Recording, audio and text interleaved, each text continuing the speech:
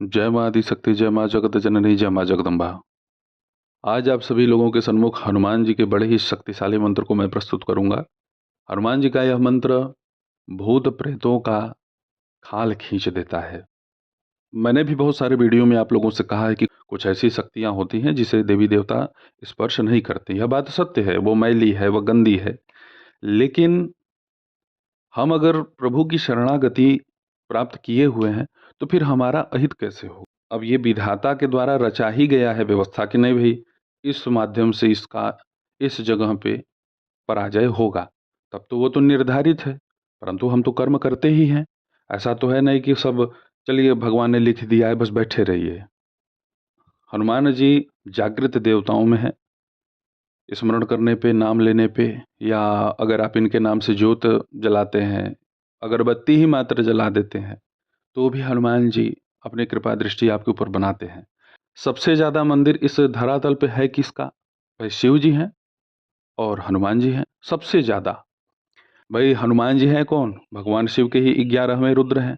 भूत प्रेत अनायास किसी को परेशान करते नहीं हैं।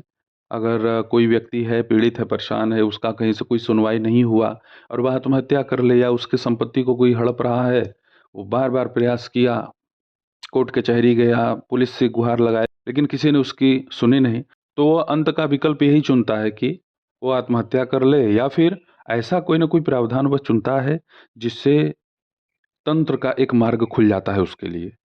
भगत हैं, ओझा सोखा हैं, पूजा पाठ करने वाले ऐसे व्यक्ति रहे जो अपने मंत्र बल पर, तपोबल पर कुछ न कुछ ऐसा कर देते थे जिससे कि उनका समाज में एक तुति विराजता था। बहुत बड़े महानतम एक उच्च साधक की उनको दर्जा दी गई थी। लेकिन मृत्यु के बाद क्या हुई?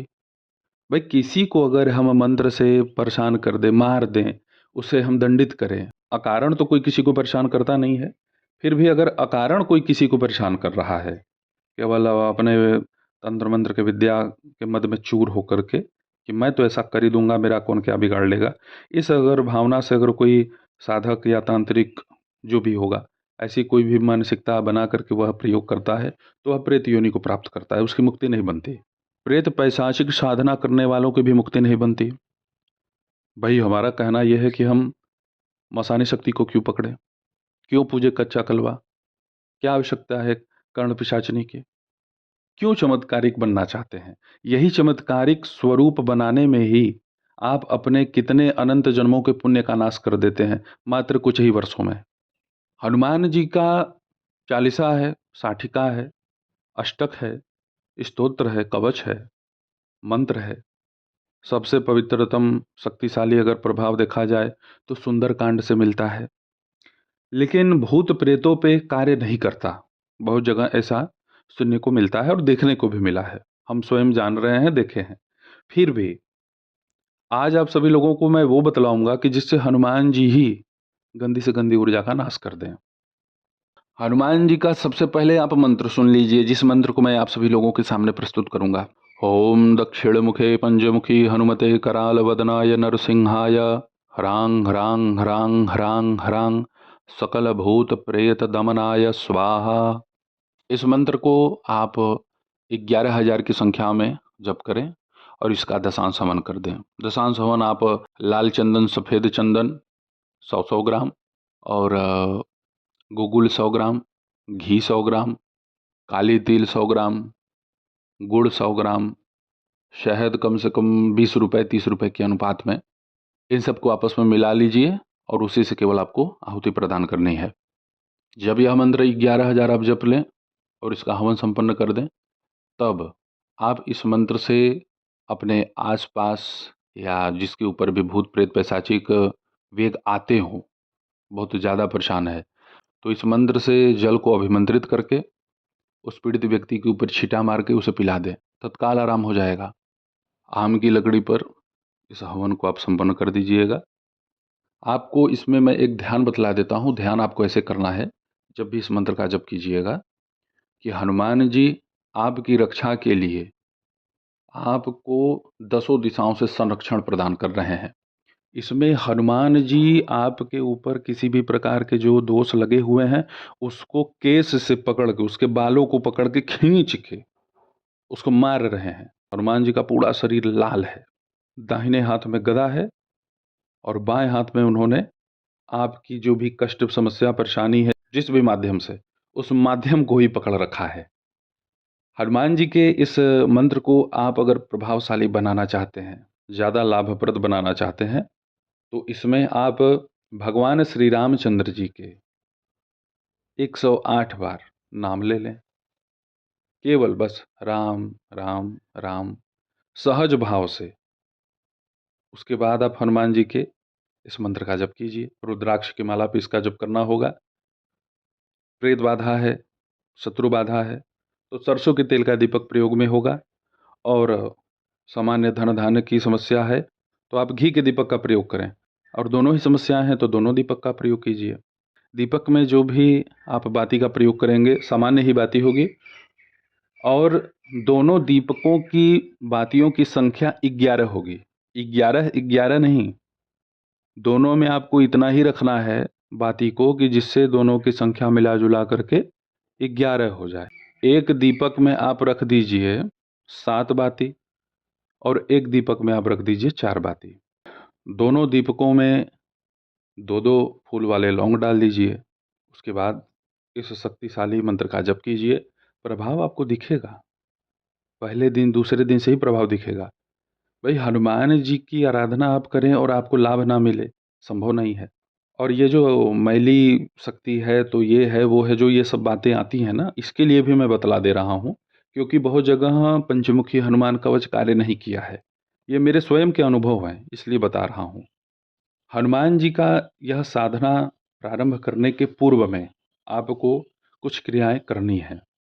सबसे पहले माता बगलामुखी, माता काली, भैरव, ब्रह्मा, विष्णु, शिव, भगवान गणेश और माता कामाख्या, इन महाशक्तियों को आपको हनुमान जी के इस मंत्र का जप करने के पहले, चाहे आप प्रणाम करें, चाहे इनके मंत्रों का जप करें एक एक बार, या केवल नाम से ही प्रणाम कर लें, निश्चित रूप से आपको सफलता प्राप्त करनी है।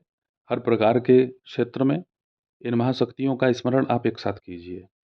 हनुमान जी को अगर आप अपने निमित्त प्रसन्न करना चाहते हैं, उनका एक तरह से सानिध्य प्राप्त करना चाहते हैं ना, तो उसमें सबसे बड़ा कारक होता है निष्काम भाव पूजन। और ये संभव नहीं है। बहुत विरले लोग हैं जो निष्काम भाव से पूजा करते हैं, जिन्हें कोई मतलब नहीं, बस वो प्रभु के हैं, प्रभु हमारे हैं, बस यही भावनाएं हैं। ऐसे साधकों के ऊपर कोई ऐली मैली शक्ति नहीं चला सकता। अरे भाई, बड़े बड़े अघोरियों को हनुमान तंत्र से मारा गया है।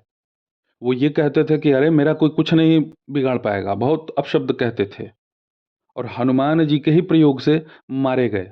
और हनुमान जी ने उन्हें मारा कैसे? ऐसा नहीं कि इधर का व्यक्ति, हनुमान जी का जो पूजा करने वाला व्यक्ति था, ऐसा नहीं था कि बहुत बड़ा प्रकांड विद्वान था, कुछ नहीं, केवल नित्य पवित्र भाव से हनुमान जी का पूजन करता था और हनुमान जी ने उसकी रक्षा की। हनुमान जी के इस मंत्र का आप जप करेंगे तो इसका आपको लाभ भी मिलेगा और शीघ्रता से मिलेगा, तत्काल। ब्रह्मचर्यता का पालन अति अनिवार्य है। हनुमान जी के इस मंत्र का जप जब आप संपन्न कर लेंगे, जप करते करते ही आपको बहुत सारी शक्तियों का आभास हो जाएगा। भय लगे तो भयभीत होना नहीं है, पहली बात, क्योंकि हनुमान जी कभी भी अपने साधक या उपासक को न तो पागल करते हैं, अरे थोड़ा सा चूक भी हो जाए तो भी मारते नहीं, दंडित नहीं करते। लेकिन फिर भी प्रयत्न कीजिएगा कि जो निर्देश दिया गया है उस निर्देश का ही आप पालन करें, मनगढ़ंत कुछ न कीजिएगा। हनुमान जी को नित्य फल का, मिठाइयों का, जैसा आपका सामर्थ्य हो वैसा आप भोग लगाएं। नहीं कुछ है तो केवल गुड़ चना किशमिश ही भोग लगाइए। संकल्प वगैरह आप अपना कर लीजिएगा। उसके बाद इस पूजन में जो आप जल रखिएगा हनुमान जी के लिए भोग के पास में, वह जल तांबे के पात्र में होना चाहिए और उस जल में कम से कम 5 पत्ती तुलसी के आप डाल दीजिएगा। मुख्य रूप से एकादशी द्वादशी को तुलसी पत्र मत तोड़िएगा। इन दोनों तिथियों में आपको तुलसी पत्र तोड़ना नहीं चाहिए। अब अति आवश्यक ही है, भाई औषधि के रूप में लेना ही है, तो फिर उसके कुछ विधान हैं, वो करके पत्र लिया जाता है। 5 पत्र उसी जल में डाल दीजिए। ये इतना शक्तिशाली जल हो जाता है कि मंत्र पढ़ते पढ़ते अभिमंत्रित भी होगा यह जल, अपने पी लीजिए अपने परिवार में पिलाइए सबको। रोग व्याधियां सारे संकट हनुमान जी के कृपा से भाग जाते हैं। इतना आप जान लीजिए कि जिस भी व्यक्ति के घर में हनुमान चालीसा का पाठ होता हो, रामायण का पाठ होता हो, संपूर्ण रामायण नहीं तो कम से कम उनके कुछ दोहे, कुछ चौपाइयाँ या सुंदरकांड, जिनके भी घर में यह सब पाठ होते हैं, वहाँ पे नकारात्मक ऊर्जा प्रवेश नहीं कर पाती। तो आप मेरे द्वारा बतलाए गए इस साधना को संपन्न कीजिए। तो ऐसे ही आप सभी लोगों के सन्मुख में उपस्थित होता रहूँगा दिव्य चमत्कारिक विषयों को लेकर के। तब तक आप सभी अपना ध्यान रखें, सुखी रहें, स्वस्थ रहें। जय माता दी, हर हर महादेव।